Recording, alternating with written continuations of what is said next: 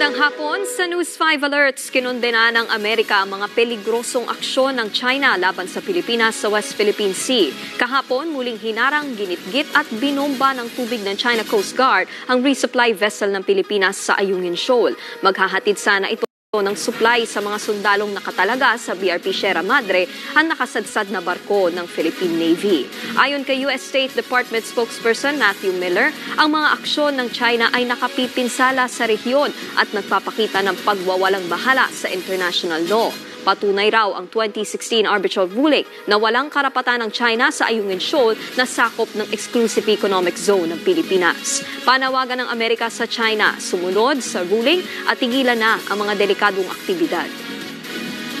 Sa ibang balita, umakyat na sa 143 ang patay sa pamamaril sa concert hall sa Moscow, Russia. Nagdeklara na ng National Day of Mourning doon. Biyernes nang walang habas na namaril ang mga terorista sa isang concert hall. Inako ng grupong ISIS-K ang pag-atake. Wala namang nadamay na Pilipino.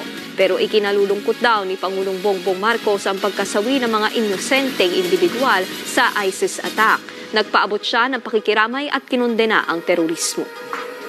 Para sa iba pang mga balita, pumunta lang sa news5.com.ph, pati na rin sa News5 Facebook, YouTube, TikTok at X social media pages. Ako po si Nikki de Guzman at narito ang mga balita sa Frontline Weekend mamaya.